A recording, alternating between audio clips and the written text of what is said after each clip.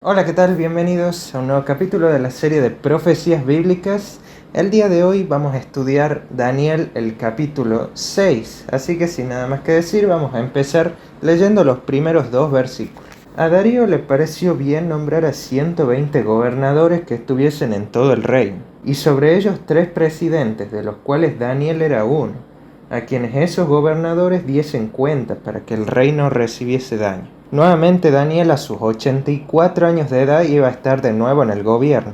De entrada nos puede parecer extraño que Darío buscara los servicios de alguien que había sido un funcionario activo en el gobierno babilónico, pero no lo es si tomamos en cuenta ciertos factores. Por ejemplo, Daniel, a diferencia de Darío, tenía 66 años de experiencia manejando la lengua y cultura de Babilonia. Valoraría como una ventaja los años de experiencia de Daniel. Sin duda, Darío habría sido informado también de la reprensión que Daniel le dio a Belsasar, y esto le haría pensar que su lealtad no era hacia un determinado gobierno, sino a su Dios. Versículo 3. Pero Daniel se distinguió tanto entre esos gobernadores y presidentes por su espíritu superior, que el rey pensaba ponerlo sobre todo el reino.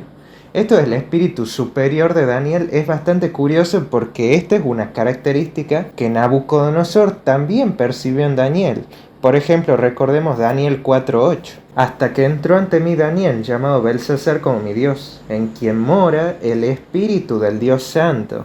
A él le conté el sueño. Darío y Nabucodonosor sí reconocían esto en Daniel, era que él tenía un espíritu extraordinario. Era un espíritu completamente diferente al espíritu que movía a todas las demás personas. Entonces Darío entendía que Daniel tenía a una persona en quien él podía confiar plenamente. Finalmente el versículo dice que el rey pensaba en ponerlo sobre todo el reino. Esto está bastante bien considerando la persona íntegra que era Daniel, pero esto a los funcionarios del gobierno no les iba a gustar para nada. Continuemos leyendo. Entonces los presidentes y gobernadores buscaron ocasión contra Daniel en algún asunto del reino, pero no pudieron hallar ninguna ocasión o falta, porque él era fiel, y ningún vicio ni falta había en él. Dice que estas personas buscaban acusar a Daniel en todo momento. Y es que Daniel era incorruptible, pero él estaba en medio de un gobierno corrupto. Nosotros hemos visto un cambio de gobierno. De Babilonia hemos pasado a Medo-Persia, pero aunque había un cambio de gobierno, la política seguía siendo la misma. Y esto es algo que nosotros mismos podemos ver en la política, porque muchos piensan que con un cambio de gobierno todos nuestros problemas quedaron atrás, cuando esto en realidad no es así, porque la verdadera causa de la injusticia no está en un determinado sistema de gobierno, sino que ¿a dónde está? Está en el corazón humano. Entonces un cambio de política realmente no significa nada. Para que haya un cambio realmente, se tienen que renovar los valores y los principios morales de las personas. Y esta renovación obviamente no había pasado en Babilonia, así que la política seguía siendo la misma. Bueno, también dice que no pudieron hallar ninguna ocasión o falta porque él era fiel. Nosotros en esta historia vamos a leer que Daniel recibe una injusticia pero descomunal. Y acá también tenemos una lección para aprender, porque muchos se preguntan cómo es posible que Daniel, siendo una persona tan íntegra y siendo en principio uno de los escogidos de Dios, reciba semejante trato por parte de personas impías. Nosotros, si nos preguntamos cómo es posible que algo de esto le haya pasado a Daniel, es porque nosotros pensamos que si somos buenos o si hacemos cosas buenas, entonces nos merecemos que nos pasen cosas buenas, cuando la realidad que nos presenta la Biblia es muy distinta. Por ejemplo, podemos buscar Eclesiastés 9:11.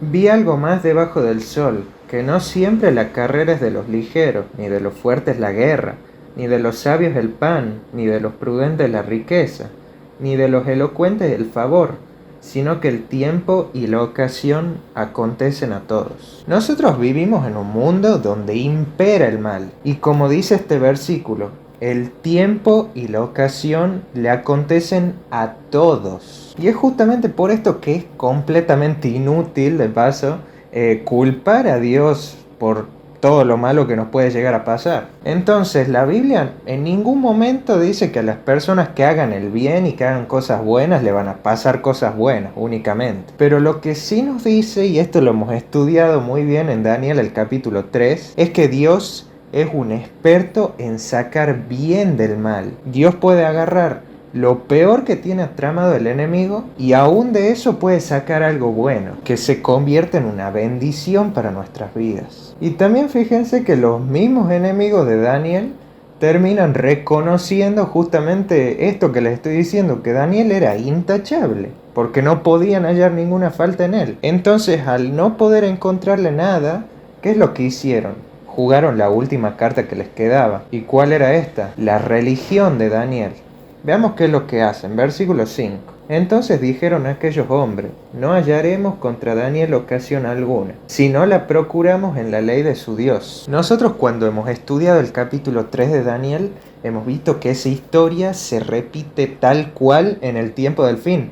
Y casualmente, con esta historia de Daniel 6, es exactamente lo mismo. Miren, busquemos Apocalipsis capítulo 12, versículo 17. Entonces el dragón se airó contra la mujer y fue a combatir el resto de sus hijos, los que guardan los mandamientos de Dios y tienen el testimonio de Jesús. Aquellas personas que tienen el testimonio de Jesús y que guardan los mandamientos de Dios en el tiempo del fin, van a ser personas así como Daniel. Van a ser un ejemplo de obediencia y de fidelidad, pero no solo en el ámbito religioso, sino que también en todo ámbito de la vida. Y lo mismo que le pasó a Daniel le va a pasar a estas personas también, porque sus enemigos, totalmente frustrados al no poder acusarlos de nada, ¿a dónde van a ir a atacar? A la religión. Entonces, ¿qué es lo que van a hacer? Leamos Apocalipsis capítulo 13, los versículos 14 al 17. Con las señales que se le permitió realizar en presencia de la primera bestia, engaña a los habitantes de la tierra y les manda que hagan una imagen de la bestia que tuvo la herida de espada y vivió. Se le permitió infundir aliento a la imagen de la primera bestia para que la imagen pudiera hablar y dar muerte a todo el que no adore a la imagen de la bestia. Y ordenaba que a todos, pequeños, grandes, ricos y pobres, libres y siervos, se les ponga una marca en la mano derecha o en la frente, y que ninguno pueda comprar ni vender sino el que tenga la marca o el nombre de la bestia, o el número de su nombre. Cuando nosotros estábamos estudiando el capítulo 3 de Daniel, hemos leído exactamente estos mismos versículos, y hemos llegado a la conclusión de que lo que estaba en juego principalmente en el tiempo del fin era la adoración. Y aquí podemos ver qué es lo que hacen estos enemigos de Dios. Al ver el carácter íntegro de los hijos de Dios, van a pensar que la única forma de hacerlos caer va a ser promulgar una ley que justamente se oponga a la ley de Dios. De manera que, al igual que con Daniel, ellos van a tener que elegir bajo qué ley se van a regir. ¿Va a ser bajo la ley de Dios o bajo la ley de los hombres? Entonces, quienes quieran en ese tiempo permanecer fieles a Dios van a tener que enfrentar amarga oposición, intensa presión social y económica, porque, como nos decía el versículo, no se va a poder comprar ni vender sino solo el que tenga la marca de la bestia, y aún hasta la misma muerte. Versículos 6 al 8. Entonces esos gobernadores y presidentes se juntaron ante el rey y le dijeron: Rey Darío para siempre vive. Todos los presidentes del reino, magistrados, gobernadores, grandes y capitanes, han acordado que promulgues un edicto real y lo confirmes, mandando que cualquiera que en el espacio de 30 días dirija algún pedido a cualquier dios u hombre fuera de ti, sea echado en el foso de los leones. Ahora confirma el edicto y fírmalo, para que no se pueda cambiar conforme a la ley de Media y de Persia, que es irrevocable. Bueno, vemos que lo que Darío hace es muy diferente a cuando estaba Nabucodonosor en el poder. Y es que justamente estos presidentes, estos gobernadores, lo tenían a Darío como ingenuo. Ustedes imagínense si esta situación se hubiera pasado con Nabucodonosor. Hubieran dicho lo que dice el versículo 7, ¿no? Todos los presidentes del reino, magistrados, gobernadores, grandes y capitanes han acordado, y en ese mismo momento Nabucodonosor se habría levantado de la silla gritando: ¿cómo que han acordado sin que yo lo sepa y sin que yo esté presente? Y ahí nomás se acababa toda la historia. Pero por el otro lado, el rey Darío se encuentra inseguro y él quiere ser apreciado por todos. Esta característica, el querer ser apreciado por todos, es una característica peligrosísima en un líder. Porque quienes están en el poder tienen que entender que no todo el mundo los va a querer, que no pueden tener contentos a todo el mundo, lamentablemente es así. Y bueno, quienes habían armado este complot ya tenían perfectamente estudiada a su víctima. Versículo 9.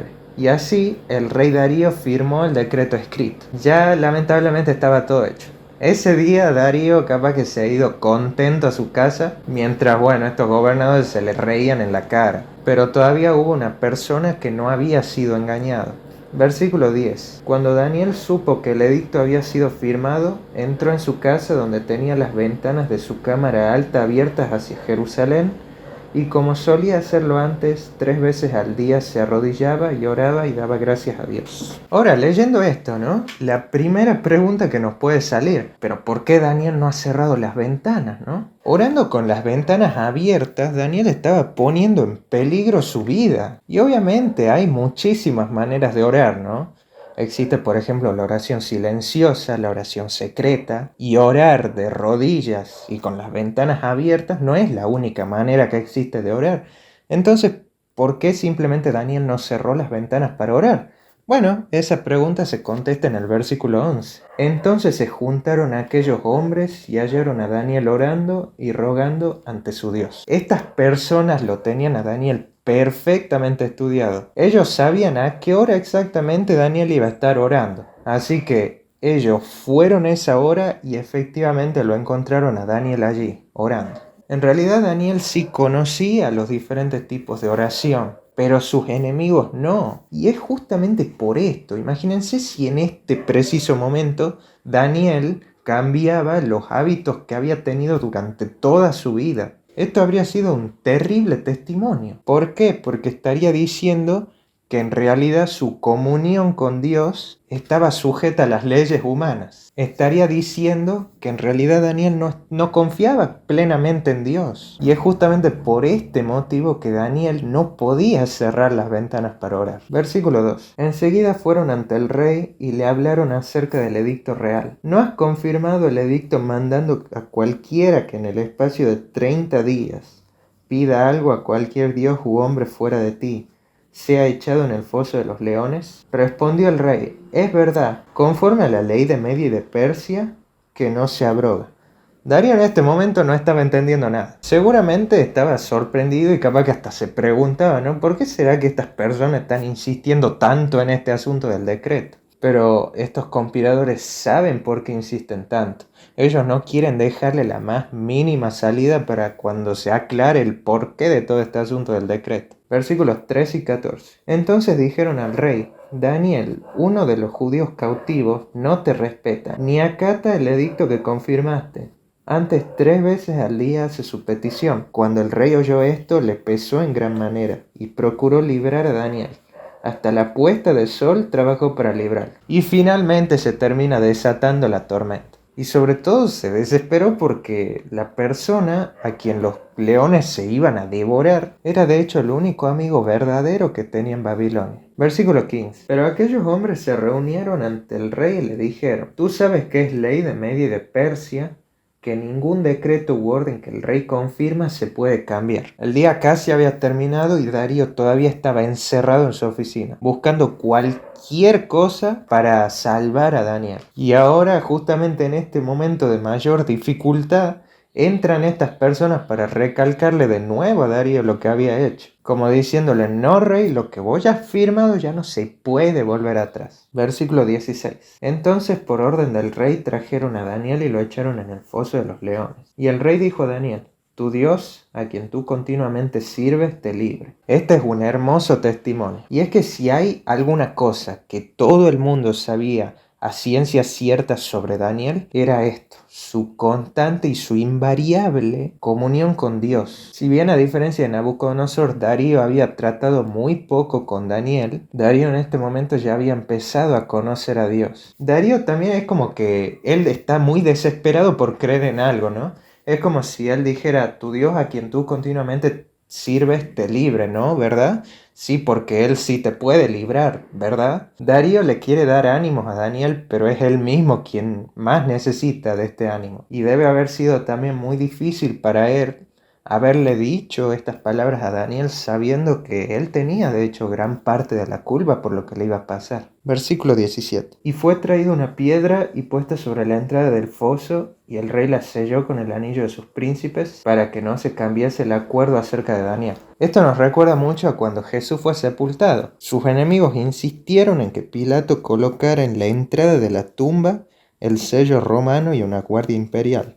Dijeron que esto era necesario para evitar que alguien se robara el cuerpo de Jesús. Sin embargo, con esta medida, lo único que lograron es confirmar la veracidad de la resurrección. Y acá está pasando exactamente lo mismo. Una vez que el rey puso su sello en la entrada del foso, como si eso no fuera suficiente, los príncipes van y colocan cada uno su marca junto a la del rey. Pero con esto estaban elaborando el argumento más irrefutable para confirmar el milagro cuando ocurriera. Versículo 18. Luego el rey volvió a su palacio y se acostó ayuno. No trajeron instrumento de música ante él y se le fue el sueño. Darío le había dicho a Daniel que su Dios lo podía salvar, pero su fe en este momento es muy débil. Y ahora Darío se encuentra sumamente afligido. Y acá hay una lección que podemos aprender, pero que puede ser difícil de asimilar. Y es que la ansiedad no tiene lugar en la vida de un cristiano. ¿Por qué? Porque la ansiedad se opone a una relación de confianza en Dios. Es que, como hemos visto, las cosas malas le pasan a todos, pero ahora, si nos ponemos a pensar, no hay motivo para estar afligidos. ¿Por qué? Porque confiamos en Dios, porque sabemos que Él está al control de todo. Una noche tormentosa en el lago de Galilea, los discípulos creyeron que la embarcación en la que iban estaba a punto de naufragar. En ese momento despertaron a Jesús desesperados y finalmente Jesús paró la tempestad. Pero esto no es todo lo que hace Jesús, sino que también Jesús les da una reprensión.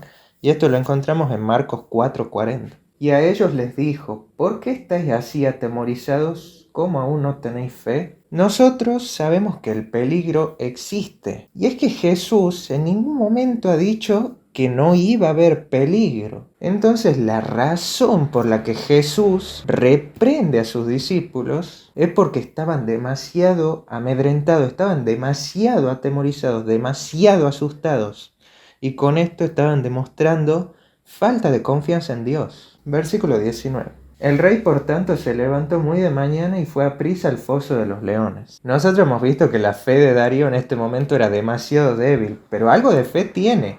Y es justamente por eso que nosotros lo vemos salir a toda prisa, corriendo por las calles de Babilonia para ver a Daniel. Versículo 20. Y acercándose al foso, llamó a gritos a Daniel con voz triste: Daniel, siervo del Dios viviente, tu Dios, a quien tú continuamente sirves, ¿te ha podido librar de los leones? Notemos el sentido de la pregunta. No le pregunta a Daniel: ¿estás vivo?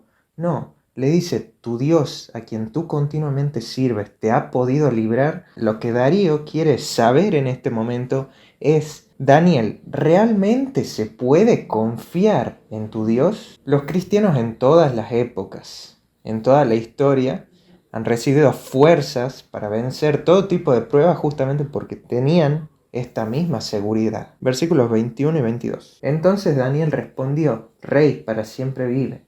Mi Dios envió a su ángel que cerró la boca de los leones, para que no me hiciesen ningún daño, porque fui hallado inocente por él, y aún ante ti nunca hice nada malo. Abraham y Lot recibieron la visita de ángeles. Ángeles fueron también a Jacob cuando éste huía de Esaú. Y constantemente ángeles vigilan nuestros caminos. Hay un texto muy lindo que nosotros podemos encontrar en Mateo 24, los versículos 30 y 31. Y entonces aparecerá en el cielo la señal del Hijo del Hombre, y todas las naciones de la tierra se lamentarán, y verán al Hijo del Hombre que viene sobre las nubes del cielo, con gran poder y grande majestad. Y enviaré a sus ángeles con gran voz de trompeta, y juntarán a sus elegidos de los cuatro vientos, desde un extremo del cielo hasta el otro. Cuando Cristo venga, todo el cielo se llenará de ángeles. Hoy nosotros no podemos ver a los ángeles que están con nosotros, pero cuando Cristo venga, vamos a ver y vamos a poder conversar con los ángeles que estuvieron con nosotros a lo largo de toda nuestra vida. Versículo 23. Entonces el rey se alegró en gran manera y mandó a sacar a Daniel del foso. Y cuando lo sacaron no hallaron ninguna lesión en él, porque había confiado en su Dios. Cuando nosotros hemos leído el capítulo 3 de Daniel, hemos visto que cuando los jóvenes hebreos salieron del horno de fuego, dice que ni el olor del fuego se había quedado en ellos. Y lo mismo pasa con Daniel. Daniel salió del foso sin el menor rasguño. Versículo 24. Y por orden del rey fueron traídos los que habían acusado a Daniel, y fueron echados en el foso de los leones, ellos, sus hijos y sus esposas. Y aún antes de llegar al suelo del foso, los leones se apoderaron de ellos y quebraron sus huesos. Dios no quiere que quede pero la más mínima duda acerca de lo que ha pasado. Y es que nadie puede decir, por ejemplo, bueno, capaz que los leones no han comido ese día, capaz que los leones no tenían hambre. No, porque dice que estas personas no han terminado ni de bajar y ya los leones ya se apoderaron de ellos. Versículos 25 al 28. Entonces el rey Darío escribió a todos los pueblos, naciones y lenguas que habitan en toda la tierra: paz os sea multiplicado. De mi parte ordeno que en todo mi reino todos teman y tiemblen ante la presencia del Dios de Daniel, porque Él es el Dios viviente y permanente por todos los siglos. Su reino no será destruido y su dominio nunca tendrá fin, que salva y libra y hace señales y maravillas en el cielo y en la tierra. Él libró a Daniel del poder de los leones. Y Daniel prosperó durante el reinado de Darío y de Ciro el persa. Una vez más, es muy hermoso cómo termina el capítulo. El capítulo 6 de Daniel termina exactamente de la misma manera que el capítulo 4. El rey de una nación pagana adorando al Dios del cielo. Y de esta manera su nombre es dado a conocer ampliamente en todo el reino. Con esto finalizamos nuestro estudio de Daniel, el capítulo 6. Y como ya les había anticipado, ahora vamos a estudiar el capítulo 7 de Daniel, y este es un capítulo ya directamente profético. Por lo que ya hemos estudiado Daniel los capítulos del 1 al 6, que son la parte histórica, ¿verdad? Con lo cual ya terminamos la mitad del libro, porque ahora, desde los capítulos del 7 al 12, son capítulos puramente proféticos. Así que ahora sí, de manera oficial, podemos decirlo de alguna manera, empezamos directamente con las profecías de la Biblia. Y como ya les dije también, en el capítulo 7 se repiten muchísimos elementos que nosotros habíamos visto en nuestro estudio del capítulo 2 de Daniel. Así que sería muy interesante si ustedes, a la par que van estudiando el capítulo 7 de Daniel, lo van comparando con lo que estudiamos en el capítulo 2 de Daniel. Y sin más, nos vemos en el siguiente video. Hasta la próxima.